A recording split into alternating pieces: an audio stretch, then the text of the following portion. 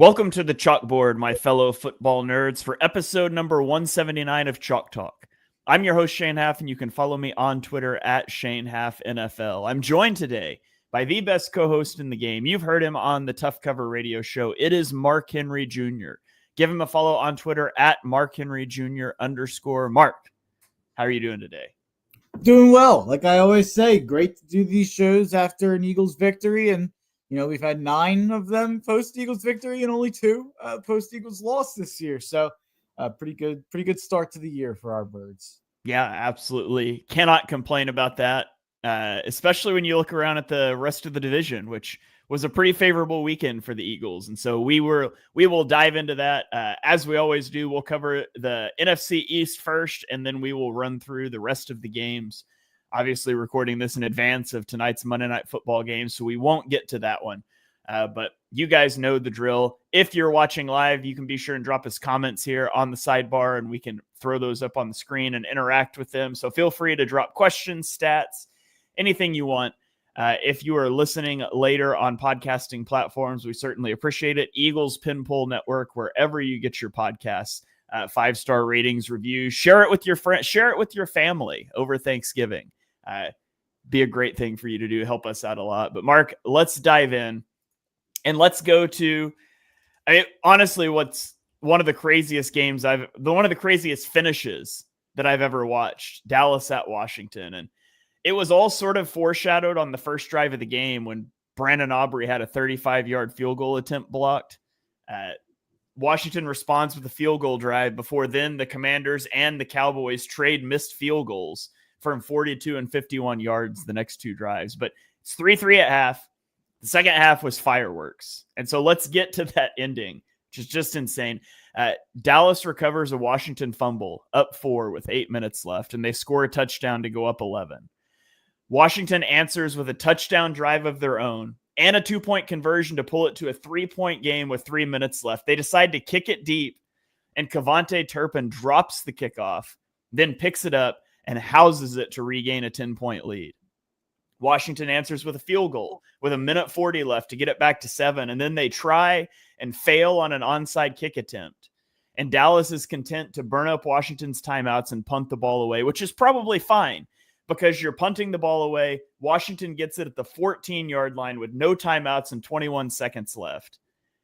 And then Dallas gives up an 86-yard touchdown to Terry McLaurin to apparently tie the game, except then they miss the extra point. And so they try another onside kick that is not only recovered by Dallas, but returned for a touchdown. The 31 total points in the final 3.5 minutes of this game is the second most in NFL history.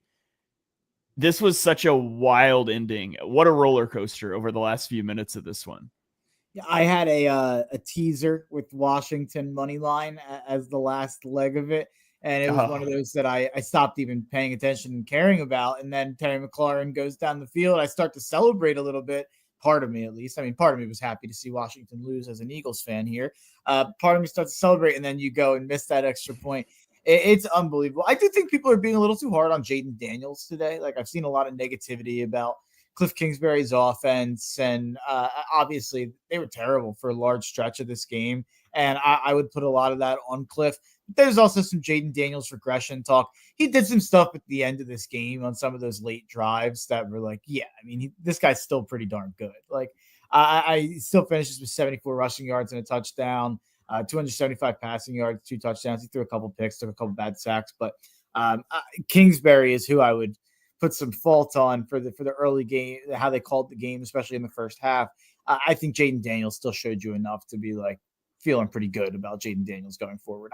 I get that they lost to Dallas, terrible loss, especially at home. I think they still probably make the playoffs because they have Tennessee and New Orleans these next 2 weeks.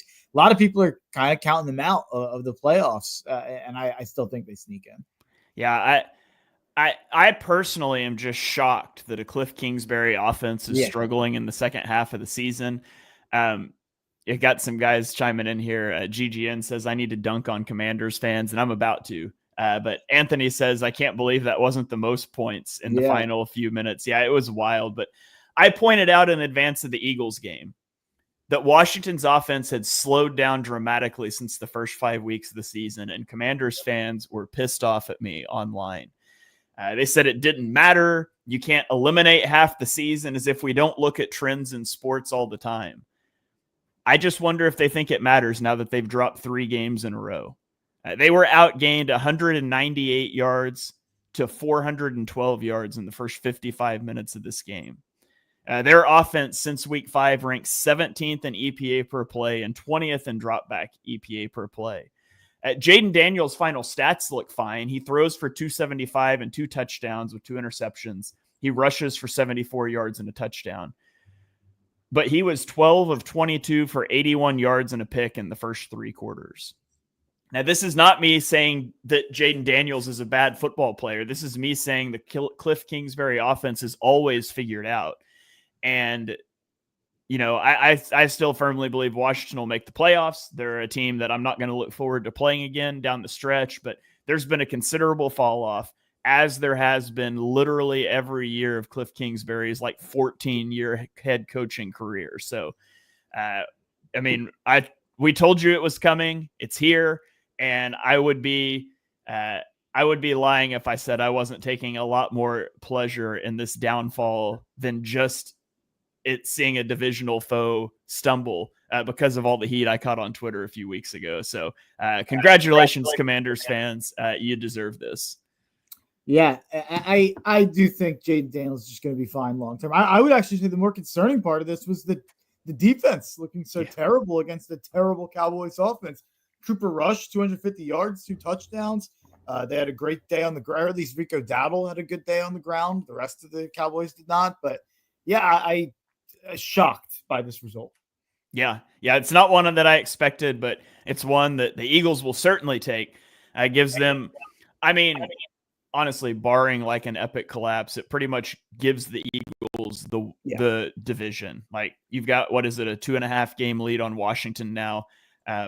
Barring a non-Washington divisional loss, the Eagles would own a tiebreaker over Washington. So it's essentially a 3-game lead. It puts the Eagles in a really good spot, but the Eagles are now firmly chasing Detroit for the 1 seed more than anything. So, all right, let's go on to the other team in the division, which was equally disastrous. The New York Giants play host to the Tampa Bay Buccaneers, and they lose 30-7. Tampa Bay scored on 5 of their first 6 possessions in this game, and 4 of them were touchdown drives that went 70, 82, 86, and 95 yards. Mike Evans returned to the lineup. He had 68 receiving yards. My guy, Bucky Irving, I guess I should say our guy, Bucky Irving, continued his impressive rookie season. He had 87 rushing yards and a touchdown. He had 64 receiving yards. And now the Bucs sit 1 game behind the Falcons, who have lost 2 straight. Now, obviously, they had the bye this week, and I believe the Falcons swept the Bucs early this year, right? Yeah. So that 1 game lead the Falcons have is essentially 2 because of the tiebreaker. But the Buccaneers have a chance if they can continue to win games and if the Falcons continue to flounder. And the Giants, man, as much of a gut punch as it has to be to just get dominated like this, to then have to turn on Sunday Night Football and watch Saquon Barkley do what he did. That one's also pretty fun. I have a pushback against this. If I was a Giants fan, I'd be going clinically insane because that team would not be better than 4-7 right now if Saquon was on the team. They need someone tweeted it out. They were like, I love Saquon. He's they were someone from Barstool. They're friends with Saquon. He's like, I'm a big Giants fan. I love Saquon. We don't need Saquon. We need 30 good players on this team. He's like, this team is terrible. No matter what we would have done with the running back. I do kind of feel bad for Giants fans. It's just, it must suck so bad for them that he came here. If he went to Houston or he went to, wherever, Cincinnati, Green Bay, they wouldn't have really cared, I'm sure. But him doing it here must be tough to deal with. But he wouldn't have been. I mean, the Giants had plenty of terrible teams with Saquon Barkley on them over the past half of a decade. That's the one thing I'll push back on with all the Giants stuff on Twitter. Yeah, that's fine. They still wouldn't be a good football team, but you don't get to call a guy you didn't offer a contract to a traitor and then not get me taking shots at you for the rest of the season. So, Yeah. Any other thoughts on this? Do you think Tampa Bay has got a serious shot to push for the NFC South? Yeah, definitely. I mean, they have a really easy schedule down the stretch. I mean, the Falcons have the advantage because they're going to have a full win more than them with the tiebreaker there. I was actually expecting maybe the Giants to show up and be a little bit more competitive, almost like we see a coach gets fired and they show up. I thought maybe Daniel Jones getting benched could potentially awake some things there. Didn't happen. Tampa Bay was really impressive today. Baker, I mean, we're going to do quarterback rankings in the offseason. Baker has to be in an interesting spot now at this point because you compare him with guys like, would you rather have Baker or Kirk Cousins? Baker. It's Baker at this point. So if we're saying that means he's like probably around a fringe top 10 guy. And that's pretty crazy for a guy who was out of the league pretty much 2 years ago or borderline backup status when he got cut by Carolina and he goes to start a game on short notice in LA and kind of revives his career. It's pretty crazy what he's done. Yeah, it's definitely a wild arc. It'll be interesting to sit down and look at QB rankings. I still feel like fringe top 10's too high, but like 12 or 13. Yeah. Yeah. Probably somewhere in that range. I guess that kind of qualifies as fringe, but yeah, interesting. We'll do that exercise in the off season for sure. Let's move on to Thursday night football. The Pittsburgh Steelers coming off of a huge victory over the Baltimore Ravens. Prime spot for a letdown on the short week as they travel to Cleveland, and they definitely hit that letdown. They lose 19-24 to Cleveland, and this is a game this looked like a game played in a snow globe. I mean, just hard to see the field, snow falling everywhere. I know people love snow games, and I will admit they look cool on TV. And I remember as a kid, like the first thing I would do when I got the new Madden is fire it up and set the weather to snow because I just thought it looked cool. But I honestly just hate watching snow games now because it impacts your offense so much. And I cannot imagine going to a game like that. It would just be a miserable experience. But the Steelers just shot themselves in the foot too much in this game. They miss a field goal on the opening drive. They have a turnover on downs on the second drive when they bring Justin Fields in for a 4th and 2 and he gets stuffed. Russell Wilson is strip sacked on the 4th drive. They have a turnover on downs on the first drive of the second half. And on top of that, Mike Tomlin's game management was egregious at the end of this one. Up 1 with 2 minutes left. Tomlin accepted a penalty to turn a 4th and 1 into a 3rd and 6 at the Pittsburgh 24-yard line. Like, this isn't making a field goal difficult. It's still a chip shot. And so rather than kicking the field goal to go up 2, there's no upside to accepting that penalty. And the Browns convert on 3rd down and they score a touchdown 2 plays later after they burn another minute off the clock. And so instead of having 2 minutes to go kick a field goal, you now have 1 minute and you have to score a touchdown. And they obviously came up short. So really bad game management by Mike Tomlin, and the Steelers honestly just couldn't get out of their own way. This is a big dropped game for them, especially after they beat Baltimore last week. To come back and do this, it's definitely disappointing. Yeah, I think that it's you don't want to take too much away from the game because of the snow and the elements that it was played in. But what it does do is it adds to the record. And Pittsburgh is now only, if Baltimore wins tonight on Monday Night Football against the Chargers, Pittsburgh will only be a half game in front of Baltimore with a game coming up in Baltimore. They also have a stretch from December 15th to December 25th where they go at Eagles, at Ravens, and then Chiefs at home in a span of, I believe, 10 days there. So they have a brutal upcoming stretch, and taking a loss in a game that they absolutely shouldn't or couldn't have here against the Cleveland Browns opens the door for Baltimore to walk back in and win that division. I actually bet them at -120 to win that division, and it's worse odds on most books. You can get that on DraftKings. I think it's worth a sprinkle before tonight's game, especially if you like Baltimore in tonight's game against the Chargers. I think that if you made me pick who's going to win that division, I think it's going to be Baltimore. Yeah, I agree with that. Although there's some shakiness to their defense for sure. But yeah, the thing with Baltimore though, and everyone's going to point to that Steelers game that Pittsburgh beat them. They had 2 fumbles and then a pick that was basically a fumble. They had 2 missed kicks, and the defense that we've been concerned about with Baltimore wasn't the problem there. And they held Pittsburgh to 18 points. Russ didn't really take advantage of them deep. They didn't get too many explosive plays. I think that was a step in the right direction for the Ravens defense. It's funny. I actually walk out of that Ravens-Steelers game feeling better about the Ravens and worse about the Steelers, even though the Steelers won the game. And I think that this Browns game backed up some of that thought. Yeah. I agree with all of that. And I would take the Ravens to win, but they do have a tough game tonight, and then they've got the Eagles next week. So there's the potential for them to hit a little bit of a skid here. Obviously, we'll see how they bounce back tonight, but let's pivot over to the Sunday slate now. Let's go to Chicago, where the Minnesota Vikings win in overtime 30-27. And this was a really quiet Justin Jefferson day. He only had 27 yards on 2 catches, but Jordan Addison went off with 162 yards and a touchdown. TJ Hawkinson had 114 yards, but this game, the story of this game is the story of an epic collapse. The Vikings were up 11 with 2 minutes left, and then they just fell apart. It started with a 55-yard kickoff return to set the Bears up at the Minnesota 40-yard line. It still took them a minute and 34 seconds to score, but they converted a 2-point conversion to give themselves a chance if they could recover an onside kick with 22 seconds left, something no team has done yet this season. And then they did it. They recovered the onside kick. They hit a field goal as time expires to go into overtime. And then in overtime, they get the ball first. So it's essentially their 3rd straight possession on offense. And the steam ran out. They go 3 and out, and Minnesota hits a field goal to win the game. But another heartbreaking loss for the Bears.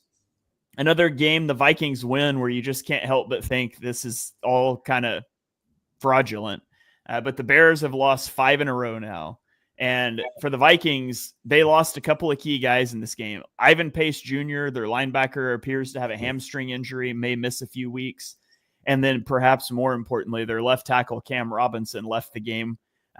It's believed to be a foot injury. He was on the injury report for a foot injury, but I haven't heard any further news on that. So a couple of potentially big injuries for the Vikings, even though they squeak by.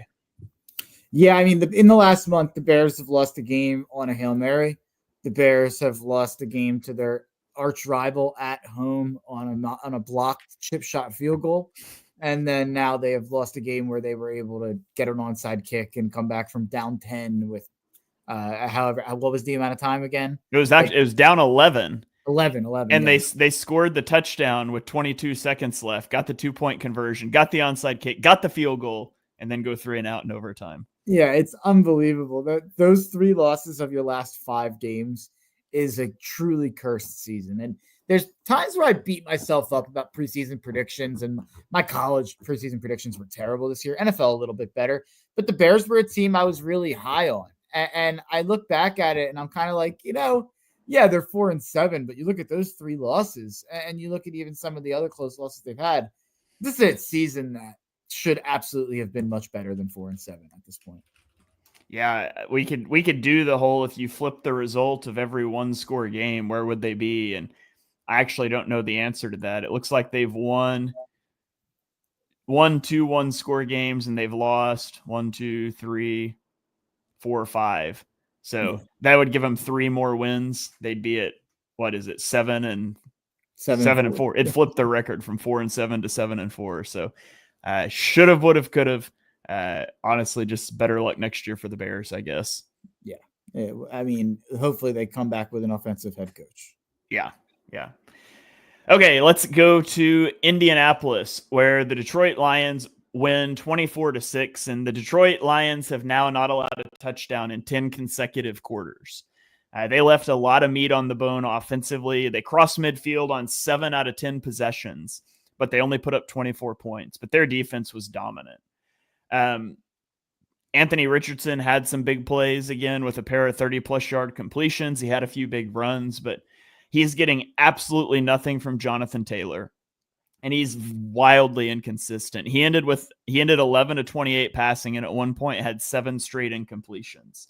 He was 2 of 14 passing when pressured. So, the highs and lows are definitely still there with Richardson, but the bigger team to talk about, because they're currently the 1 seed in the NFC, is the Lions, and injuries continue to mount for Detroit. Obviously, they lost Aiden Hutchinson earlier this season.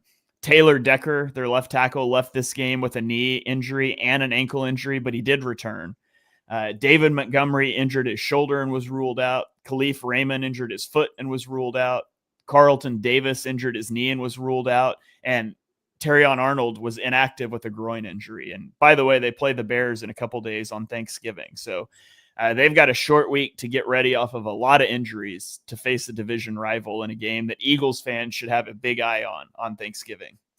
Yeah, Bears are a 10.5 point underdog in that game. I love the Bears to cover that game. Looking at how they played against the Vikings and Packers the last 2 weeks. This was ho-hum. I bet the Lions -7 in this game. I expected them to kind of hold Anthony Richardson hostage after a big week last week. I thought people would overreact. They did. I thought a lot of people tried to sell Indy as a live dog in this game, and I don't think they ever were. This is ho-hum to me. The Lions didn't impress me any differently than they have all year. They're obviously one of the best teams in the NFL. I don't think that they're this juggernaut that's unstoppable and you can ticket to them to the Super Bowl the way that some people seem to think. But we'll talk about that. I think down the stretch they have a pretty tough schedule, so I don't think that the 1 seed's out of consideration for the Eagles. And you have Bears at home. That's obviously pretty easy, but Packers at home, Bills at home, at Bears, at Niners. We'll see what the Niners are at that point. And then the Vikings at home. So a lot of teams, at least in the mix, that Detroit has to deal with down the stretch. Yeah, I feel like the Eagles and the Lions are really similar in that, like, they're dominating right now, but they're the type of team that is going to struggle to play from behind in the playoffs. And so it's so easy to fall from behind. I mean, you give up an opening drive touchdown and get a strip sack or something, you can be down 14-0 5 minutes into a game and your whole script goes out the window. And if you're that run heavy team that both of these teams are, and everything is set up off of that, and suddenly, not that either of these teams should abandon the run down 14 in the first quarter, but we know how that mentality works sometimes. And all of a sudden you have to climb out of a hole. We'll see. So I think these are both really good teams. I would love to see them face off in an NFC championship game, but it wouldn't surprise me a bit to see one of them make an early playoff exit if they find themselves in a negative game script. So obviously I think it's more likely for Detroit because I trust Jared Goff a lot less than I trust Jalen Hurts, but it's certainly something to keep on the back burner in the back of your mind. I think there's a team we'll get to, and I've obviously been high on them all year. I think whoever has to see Green Bay in that divisional round, or maybe wild card round, probably divisional though, would be that'd be a nightmare for whoever that's going to be, specifically Detroit. Yeah. Okay, let's go to Miami, to a team that's playing well right now. Miami beats New England, and granted it's New England, but 34-15. Tua throws for 317 yards and 4 touchdowns against the porous Patriots defense. And Jalen Waddle was the biggest beneficiary. He had 144 yards and a touchdown. I guess Devon Achane caught 2 touchdowns, but he didn't have very many yards. The Dolphins have a big game against the Packers on Thanksgiving. That's a huge game. But then after that, it's the Jets, Texans, 49ers, Browns, and Jets. If they lose only one game down the stretch, they would hit 10-7, and they would likely make the playoffs after an awful start. But it all starts with this big game on Thanksgiving. If they can find a way to knock off the Packers, they're going to the playoffs. If they lose to the Packers, there's just no margin for error left. And the Texans and the 49ers, you can say whatever about them that you would like, but they're tough teams. And so it's huge for them. They need that win, but big for them is Chop Robinson, their first-round draft pick, starting to come on. He's not a guy that you or I loved, especially for the Dolphins, but he's recorded a sack in 3 of the last 4 games. Now, he's only got 3.5 on the season, but they've all come lately. He had 8 pressures and 1.5 sacks in this game on 26 pass rushes, which is the highest pressure rate in a game this season. And so it would be huge for them if they can continue to bring him along if he stays hot down the stretch. What are your thoughts on the Dolphins and their playoff chances? Tua was awesome in this game. I mean, if Tua's like this, then they have a chance in any game. But yeah, it's going to come down to this week, and they're 3.5-point dog on the road. I would lean Green Bay winning that game. I would not bet them to cover the game. So I think that's where it gets tough. Denver has some tough matchups, but also some easy matchups down the stretch. I think you are probably getting at least 9-8 from Denver, potentially 10-7. And then I don't know how the tiebreakers work there with Denver and Miami, but that's probably what the 7 seed comes down to now. I don't think it'll be Indy. I don't think it probably won't be even Cincinnati. It'll probably come down to Miami and Denver for that last spot. I would lean Denver, just 2-game lead. Miami's got Green Bay this week on the road on a short week and cold weather. I think it's probably a bad matchup for Miami. But I mean, if Miami plays like this on offense, they can beat anybody. It's just how much of it was it being the Patriots defense. How much of a swing? How much would it change your mind about Miami Green Bay if the game was in Miami this week? I wonder if they'd be favored. Yeah. So it's interesting. The home team, the swing used to be 6 points. So if you'd say, let's say Eagles Lions, Detroit was -3 in Detroit. The Eagles would be -3 in Philly. That was an old gambling adage. Seems like Vegas values home field just a heck of a lot less nowadays. I just saw a tweet actually about the Eagles and Lions, which is why I used that reference. The tweet said it would be Lions -3.5 in Detroit and Lions -1 in Philly. So they're only saying that the line moves 2.5 points for home field. I think in a situation like Miami, Green Bay, going from Miami to cold weather, I think you bump that at least to 4. Yeah. So I'd say Miami's maybe a 1-point favorite. Maybe it's a pick 'em. And then I'd think it's a total toss-up game. Yeah, Miami really struggles in cold weather. So it's a bad matchup for them that's made even worse by the location, for sure. Yeah, and they asked Tua about it, and they said, are you excited to play in cold weather? What's your thought? And he said, I'm excited to kill narratives. So let's see if Tua can kill some narratives. I know my co-host over there has some Tua narratives that he would like to be seen killed this year. Yeah. I will refrain from commenting anymore on Tua at this moment in time, so Dolphins fans don't come for me. But I will say this, though. Tua in this game completed over 70% of his passes for his 5th straight game. It is the longest active streak in the NFL. And he's only the 2nd Miami Dolphin quarterback to do so. Mark, do you know who the other one is? Is it not Dan Marino? It is not Dan Marino. It's more recent. I'm trying to think who had a nice one. Is it Matt Moore? No.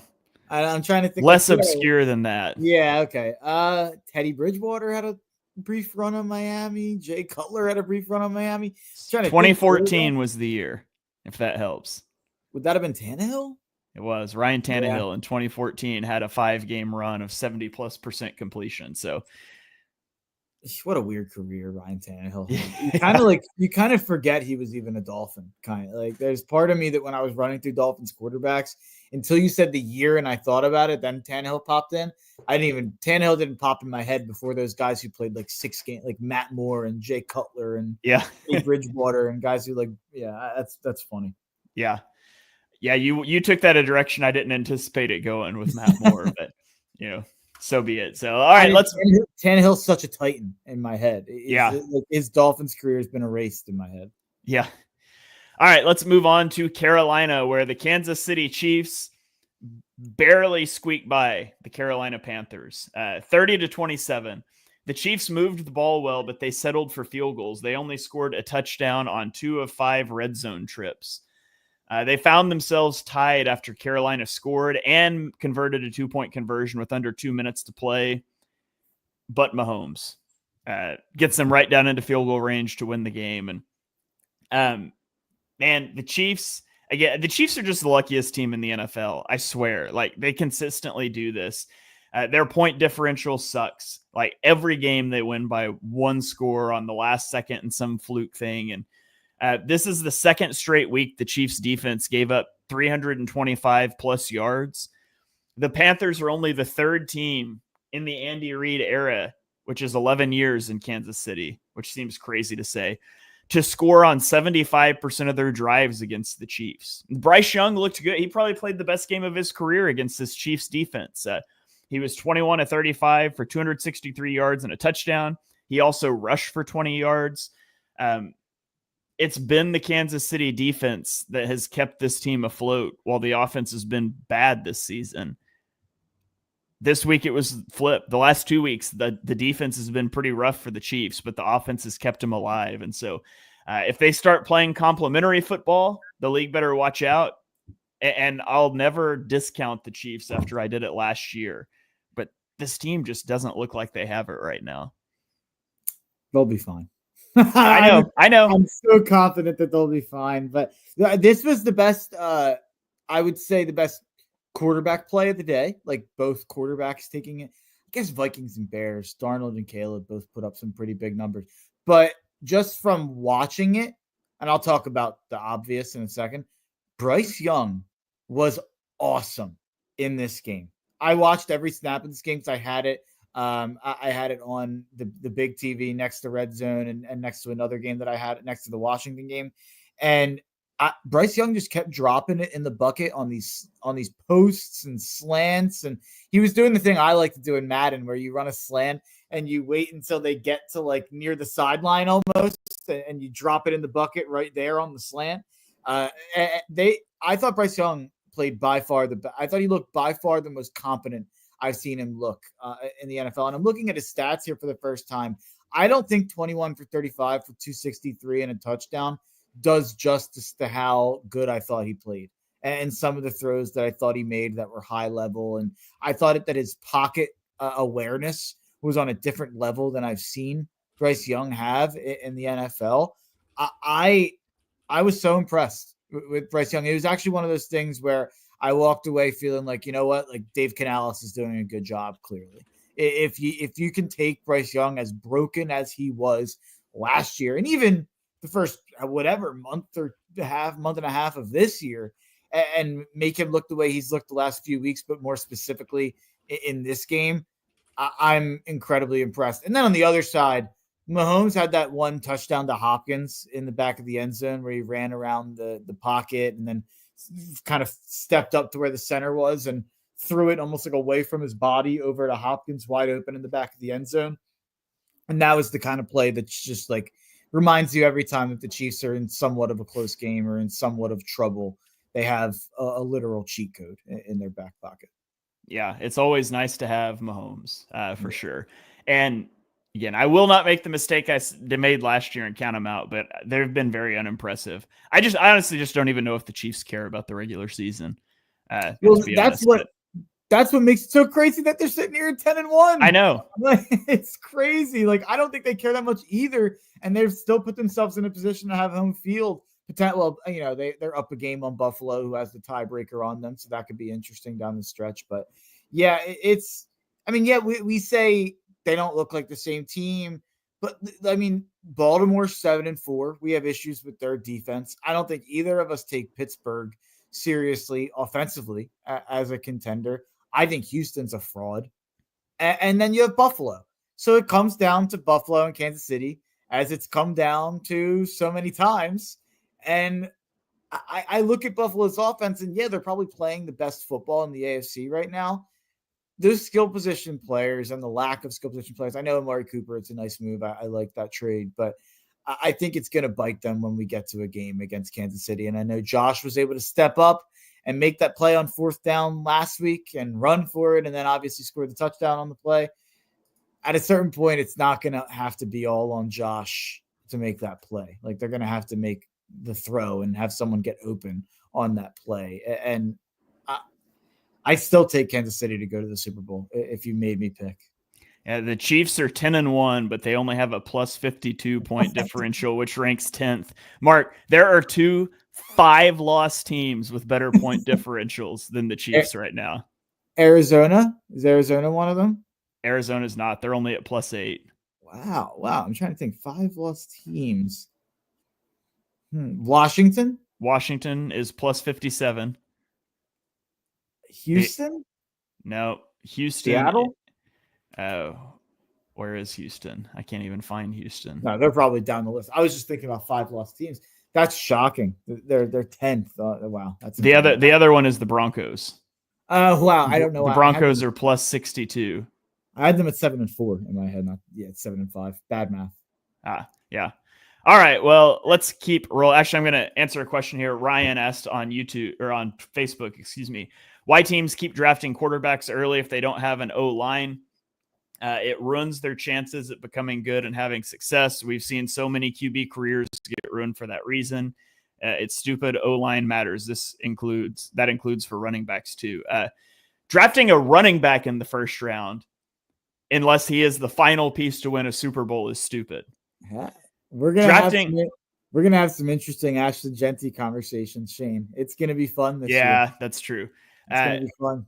But teams draft a quarterback because it's the most valuable position of any team in sports. Like, there is no sport that has a singular more important position than quarterback does for an NFL team. And if you hit on the guy, he can turn things around despite where you're at. I mean, look at the Texans last year with CJ Stroud. Look at Washington this year with Jaden Daniels and what they've been able to do. So the quarterback conquers everything. Look, Drake May with the Patriots and what he's doing there. And yeah, the team still stinks, but certainly a lot of quarterbacks are put in bad situations, but the special ones are able to transcend that. And so when you're in the position to take the quarterback, teams take a swing. And it's just the quickest way to turn a team around.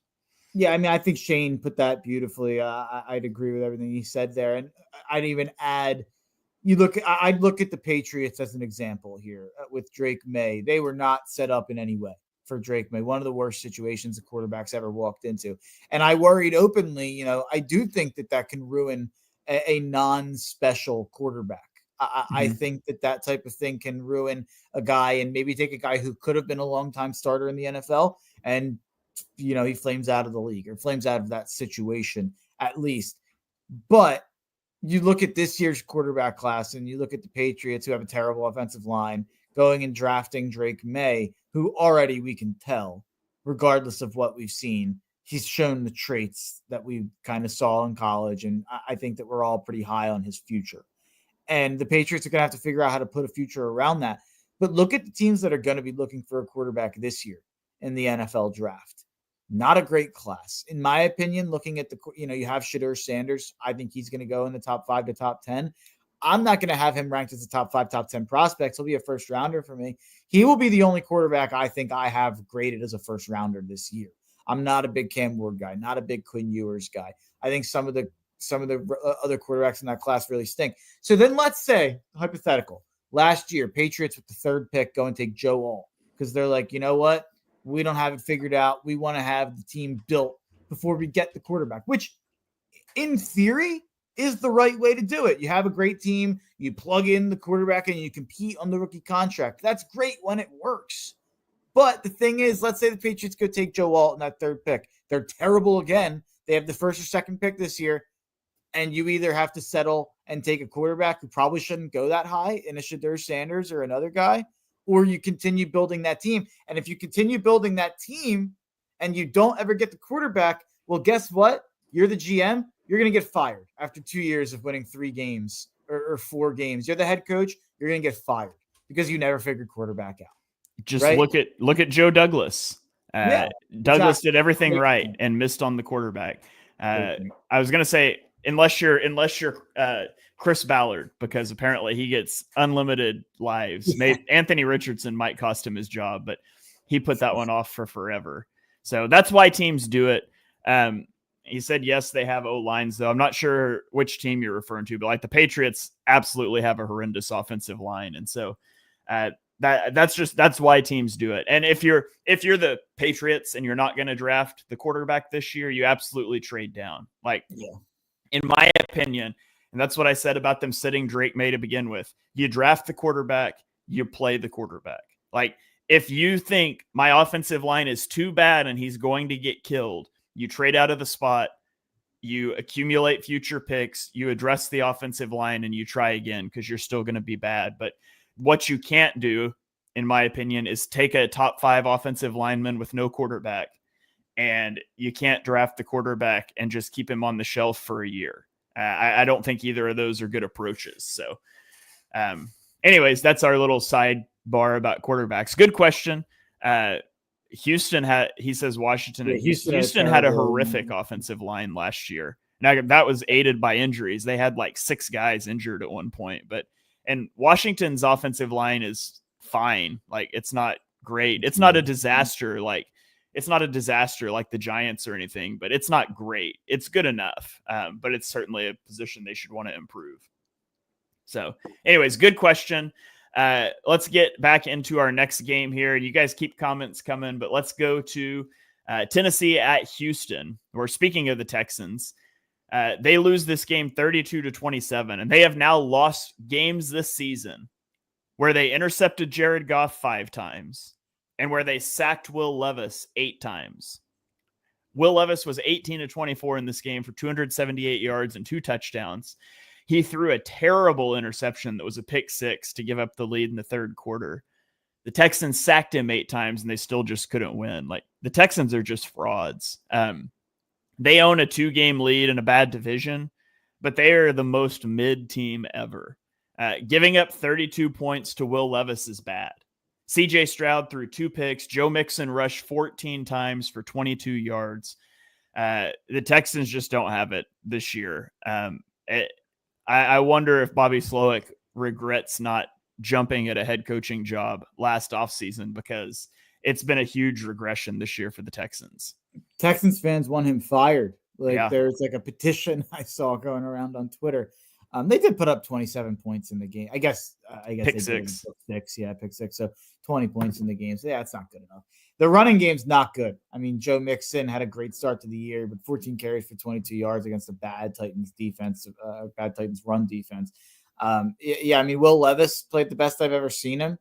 And CJ Stroud might have played one of the worst games I've ever seen him play in terms of the picks and the decision making. Like, he threw 1 pick that I think got called back as well, but he was brutal in this game. And it seems like there really has been. I'm more worried about CJ Stroud long term than Jaden Daniels. How about that for a take? That's probably fair. I think I would take. I don't know. I'm not going to say what I was. I would still take Stroud. I don't know. I have seen a lot from Stroud. I just don't love this year. It looks like he is unwilling to move at times. He's a statue back there. He doesn't look like the same guy to me at all. And I think that goes out beyond just teams figuring him out. And I know that he's had some injuries with missing guys, but I mean, in this game, he had Nico and Dell out there, the same guys he had last year. And even Dell missed some time last year. But yeah, I was shocked to see this. But the only reason I was shocked is because Houston, the last 2 years, has done a good job taking care of bad teams. That's been why they've had good records. And I think Houston's a fraud. I said on my radio show this week that I thought they were like not a top 12 team in the NFL. We went through it, and I listed all these teams that I thought were like just better than them. And if we lined them up on a neutral field, who would be favored against who? And I don't think Houston. I think Houston's like a fringe top 15 team, very average. But I think Tennessee is potentially the least talented team in the NFL. So for them to go put 32 on them and to force the safety they forced and only holding 20 offensive points, bravo to Tennessee. I think there's a chance Brian Callahan should save his job a little bit with this game. Yeah. The Will Levis thing is going to be interesting to see what they – I don't think you can do it, but I don't think you can. I guess I wouldn't even say he was good in this game or he was sacked in this game because he had terrible pocket management. But it's like, just flip a coin. It's going to be a great Will Levis day or an awful Will Levis day. Also, Tony Pollard. Shout out Tony Pollard, 24 carries for 119 yards and a touchdown. He's 22 yards away from having 1,000 scrimmage yards this season while playing on a bad team. So shout out to Tony Pollard. He's a guy that I thought was ready to be the feature back last year in Dallas. It was fine. Like, I don't think it was bad. He's on another bad team now, and he's still putting up yards. So hopefully Tony Pollard's able to get into a good situation sometime in the next couple of years. So it's funny. He's actually kind of on pace to have like the same year. Yeah. Now that I'm looking at it, he's kind of 4.3 yards per carry instead of 4 yards per carry. But yeah, he's on pace to have maybe like 1,100 yards instead of 1,000 or 1,200, but yeah, pretty close to what he did in Dallas. I mean, look, after 2020, when he was like over 5 yards a carry, we thought, he could be one of the best backs in the league. And I mean, he's been better in Tennessee than I expected. So I'm not going to slander him too much. Yeah. All right, let's get into the afternoon slate. Denver at Las Vegas. Denver wins 29-19. Cortland Sutton had 97 yards and 2 touchdowns on 8 receptions as he continues to build chemistry with Bo Nix. This is his 5th consecutive game with 70 or more yards and 6 or more catches. And it was his first ever multi-touchdown catch game. On the other side, Gardner Minshew left this game with a broken collarbone. Desmond Ridder came in and fumbled 2 plays later. Aiden O'Connell is on IR, so the Raiders just have nothing at the moment. This is the first time that the Broncos beat the Raiders on the road since Peyton Manning was under center for Denver. So wild little streak there that was broken. And I thought Bo Nix was efficient in this game. He's 25 of 42 for 273 yards and 2 touchdowns. He took 1 sack. Now his splits versus man and zone are stark. He was 17 of 21 against zone coverage and 8 of 21 versus man coverage. So room for growth, but he's been better than I expected. I still don't fully trust him, but he's been far better than I expected. And he joins Dak Prescott as the only other rookie quarterback to have 8 or more touchdowns and 0 interceptions in a 3-game stretch. So shout out to Bo Nix for definitely outperforming my expectations. Well, it helps when you have, in my opinion, the top 5 to 10 coach of all time calling the plays there, and Sean Payton. I think he's one of the best offensive minds in the history of the sport. And I think we saw exactly what happened in New Orleans once he left and falling off of a cliff. Look at the last year he had with Jameis in New Orleans, where he played like 6 or 7 games and put up the best stats of his career. And now he's got, even last year with Russ, go look at Russ's stats from last year, and they're better than the stats he'll end up with this year. And it wasn't necessarily pretty at times, and they went 7-10 or whatever they went. But I think that Bo Nix is being made to look a lot better than he is. He looks like, to me, like he's a starting, competent quarterback, and Sean Payton's making him look like above average. And I think that's Sean Payton should be in the running for Coach of the Year, no doubt about it. Yeah. Who is going to win Coach of the Year? I actually haven't spent any time thinking about Coach of the Year at all. Sean Payton usually just goes to the biggest surprise. Denver's a pretty big surprise. I guess Tomlin. It usually goes to a coach with a new team, or Tomlin's a pretty big surprise at 8-3. If Washington, Tomlin's game management should have permanently eliminate him from Coach of the Year for this year. Could be Harbaugh, Campbell, be Dan Campbell. Ugh, that'd be dumb. That team's so good. I know, but like Harbaugh in the Chargers though, 7-3. Chargers won like 4 or 5 games last year. Not a ton of talent. Kevin O'Connell maybe losing his quarterback. I like Kevin O'Connell.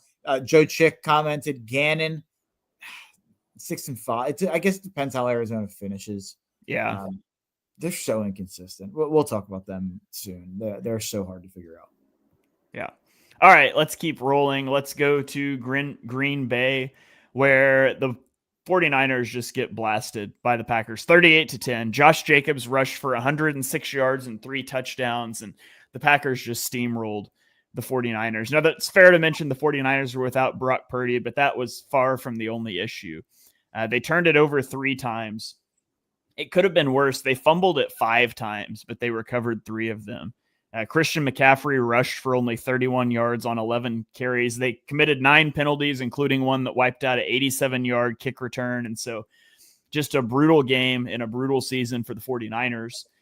Xavier McKinney got another interception. It's his 7th of the year, which currently leads the NFL. And what's crazy is at 8-3, the Packers are the 3rd place in their own division.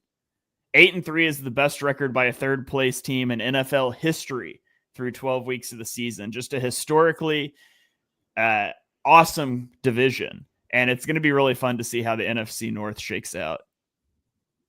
I think it probably shakes out with Detroit winning it and then Minnesota and Green Bay being like the 5 and the 6 seed. I'm really hoping that the 7th seed in the NFC is not Green Bay. That's all I want please do not let Green Bay be the 7th seed, especially if Philly is the 2. Well, Detroit's the 2. Green Bay can be the 7 all they want, but I do not want to have to deal with them in the first round. And, I'm not taking any big takeaways away from this game. San Fran had a skeleton roster out there, but the Packers, for Love missing 2.5 games, it being so up and down, there being times this year where I've kind of wanted to quit the Packers, sitting here at 8-3. I think DVOA also loves them. I don't have access to the DVOA numbers. I know before last week, I saw a Packers reporter trying to calm down their fans and being like, hey, look at these DVOA numbers. Like they think they might have been 3rd overall or maybe 3rd in offense or something like that. I'll get it for you. I think the underlying numbers suggest that Green Bay is just as much of a contender as I've kind of thought they've been all year. And if Love starts playing the way he did, for a stretch last year, then that just adds to what Green Bay can be, obviously. They are 6th overall behind Detroit, Baltimore, Buffalo, Minnesota, and Philly. They are 3rd offensively behind Baltimore and Detroit, and they are 14th defensively. Yeah, and like that 14th defensively number, that's fine, but I do feel like they've had a brutal schedule.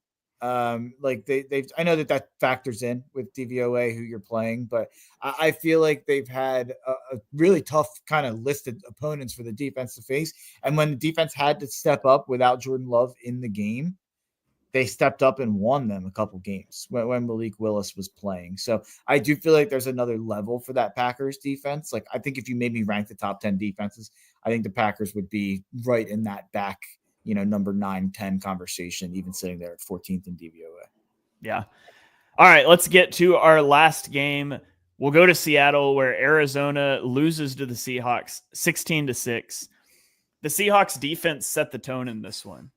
They held Arizona to 5 punts and a field goal in the first half, surrendering only 90 yards on 6 possessions. And then with a 7-3 lead in the mid-third quarter, Arizona goes for it on a 4th and 1 from the 40-yard line, and Kobe Bryant picked it off and runs it back 69 yards for a touchdown to extend the lead to 10 because they missed the extra point. Again, Kyler Murray was sacked 5 times in this game. The Cardinals were held to 49 rushing yards on 14 attempts. And Mark, our boy, Jackson Smith-Njigba, now has 367 receiving yards in his last 3 games. So he's been on a bit of a tear. I don't know what to make. I don't know how you decipher the NFC West. I don't think there's a good team there. Like on it, they're all scary in their own way, but none of them are consistent. Like the Rams have a good pass rush and they've got skill guys on the offense, one of the best skill rooms in the NFL, but the offensive line is weak and you're young. And I don't trust the Rams. You look at the 49ers and they've got all the talent in the world, but they're healthy and everything, or they're unhealthy and everything just seems off over there. Arizona at times looks really good, and then they turn in clunkers and they drop to 6-5. And then you've got Seattle, and the Seattle defense has been really good, and they have the offensive weapons. It just doesn't work consistently. So if you made me pick somebody to come out of the NFC West right now, I think I would pick Seattle, but all of these teams are scary in their own ways. They all have major flaws, though, that make me not think any of them are serious threats. I have absolutely no idea what to say about any of these teams. Like I was willing to be like, you know what? Arizona, with the way that they're playing lately going into this game, 31-6 to the Jets, 29-9 to the Bears. You beat Miami in Miami with Tua. You beat Justin Herbert and the Chargers.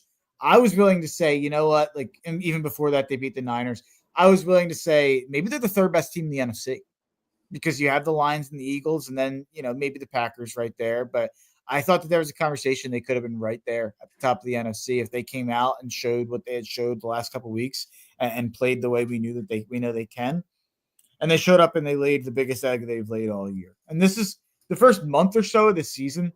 I was really complaining about Arizona because it felt like week to week, half to half, quarter to quarter, possession to possession, you had no idea what to expect from the Cardinals. And it feels like we're back to that now.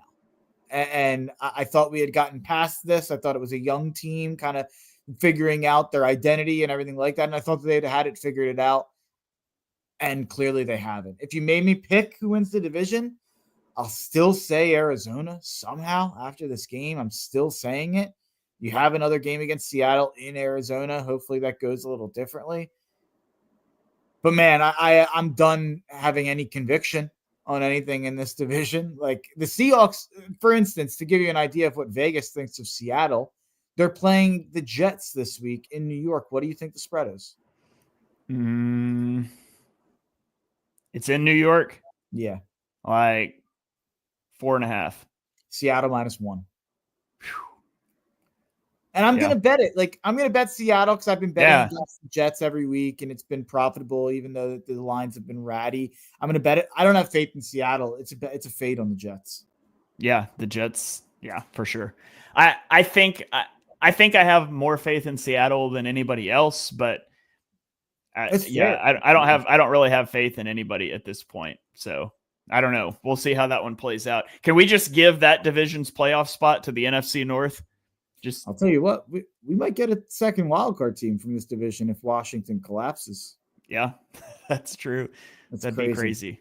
I mean, it's certainly possible. There won't be one from anywhere else unless Tampa Bay. I bet Tampa Bay's already got 6 losses. So yeah, 5 and they'd 6. have to. They'd basically probably have to win out, which is a tall order. So, and if they do that, they'll win the division, and maybe Atlanta would go 11-6, and you get them in. But I think if you're going to get a second playoff team, or if you're going to get Washington out of the playoffs, it's going to be Seattle and Arizona getting hot, or San Fran getting everybody back and healthy, or the Rams going on a run. And I'll tell you what, after what we saw from the Rams last night, I would put them comfortably 4th. Like, I think the other 3 teams have a better chance of figuring out whatever is going on than the Rams. Yeah, I think I agree with that. So, all right, well, that's going to about do it. We kind of gave our playoff thoughts, I guess. There's some final thoughts. But Mark, do you have any other final thoughts you want to shout out before we get out of here? Yeah, I'll say it at the end so people don't want me, shamed off of the internet. The Saquon Barkley MVP campaign is ridiculous, guys. Lamar Jackson's on pace for 4,500 yards, 40 passing touchdowns, 4 interceptions, the best completion percentage of his career, the best passer rating of his career, the best air yards per attempt, the best yards per attempt, the best yards per game, best yards per completion, the best, I think it was the best QBR as well. Not that I care about that. But the Lamar Jackson's playing at a higher level than he's ever played in his career when he's won 2 MVPs, including one that he won over a 2,100-yard rushing Derrick Henry in 2020. And he deserved it then, and he deserves it more now on a team that he is carrying on his back. The Ravens might not even win their division. They're 7-4, and the reason they wouldn't win their division is because their defense, like Shane said, has been a problem at times. Lamar scoring 31+ in those games and losing. Also, Saquon and Anthony, I love Anthony. He's one of our favorite followers. You can't be number 1 Jalen Hurts fan on Twitter and talking about how amazing and top 5 of a quarterback Jalen Hurts is, and then pushing a running back campaign for MVP. I think that the MVP campaign for Saquon Barkley does a disservice to why the Eagles are actually so good. It's because he's the 7th highest paid the 7th highest paid player on the offense. It's because you have an elite offensive line. You have a quarterback who I firmly believe is top 5 to 10 in the sport in Jalen Hurts. You have a wide receiver who I think is top 3 in the sport in A.J. Brown. So you can't load the box or else A.J. Brown's going to beat you deep. And when Devontae's out there, he'll beat you underneath. And when Dallas Goedert's out there, he'll beat your linebacker or your safety. I think that the MVP campaign does a disservice to why the Eagles are 9-2 and a disservice to why it is because the offense is so good overall. Howie is the true MVP, if we're being honest, putting this all together and putting it all in one offense, not to mention everything he did on the defensive side of the ball. I think it's a joke if Lamar doesn't win it when he's having far better numbers than either of his MVP seasons. And he's still going to go 11+ wins. It's not like he's going to, be a 9-8 team not winning an MVP. And if you don't want to give it to Lamar, give it to Josh Allen, who we just saw take it on his back and on 4th and 1 or 4th and 3, run a 20-yard touchdown to ice the game against an undefeated Kansas City team on a team where Amari Cooper's missed time, Kincaid's missed time. Their running backs, James Cook, he's pretty good, but I don't think that Buffalo's got some embarrassment of riches around Josh Allen. And we've complained time and time again about how Baltimore surrounded Lamar with receivers that are not at a high level. So, again, Shane said it earlier when we were talking about the quarterbacks. There's no position in sports that is as important to the determination of a team in winning or losing than quarterback in the NFL. And Josh Allen and Lamar Jackson are both having elite, excellent, high-level seasons at the quarterback position. If we're going to have a year that a quarterback doesn't win MVP, it's going to be a year where a quarterback doesn't have an elite season. If it was last year, potentially, and Saquon was having this season, I'd be more open to it. But both of the guys who were in the MVP conversation, Lamar and Josh Allen, are far exceeding what they did last season in that MVP conversation. I don't want to go too much longer on it. I'm sorry for the rant. I'm sorry for the ramble. It makes me sound like an Eagles hater, but I think it truly ignores why this Eagles team is so good. And Saquon had his best game of his career last night, in my opinion. I think it was the best game he's had as an Eagle. I thought there's been some games that I think he's been given a lot of credit for his stats that I think if you went and dove deep into it, he was getting a lot of yards before he was even touched. I wouldn't say that about last night. I thought he created a lot of that on his own. But let's just take it down a notch. Let's relax. I think it's absurd. And one more historical precedent. Derrick Henry had 2,100 yards in 2020 and more touchdowns than Saquon's going to end up with. He did not get a single vote for MVP. He won Offensive Player of the Year handily, which Saquon should also. Cooper Kupp had, I think, 145 catches for I don't know if it was 1,600 yards, 1,700 yards, and a bunch of touchdowns. He got one vote for MVP. He won Offensive Player of the Year handily. That's what should happen with Saquon. I think it's what will happen. Yeah, my official stance on the MVP discourse is go Birds. Thank you guys for joining us for episode number 179 of Chalk Talk. If you enjoy what you heard on the show, minus Mark's rant about why Saquon Barkley is not any good, he's a total bum. You know what to do. Smash that subscribe button. Turn on notifications so you don't miss our next episode. Drop us a 5-star rating wherever you stream your podcasts. Hope you guys have a great Thanksgiving. Those of you that are traveling, stay safe. Listen to all the Eagles Pin Pull Network stuff in the car, on the way to Thanksgiving, on the way home. Tell your family. It'll be great. You can follow us on Twitter. I'm at Shane Half NFL. He is at Mark Henry Jr. And we will catch you guys next time.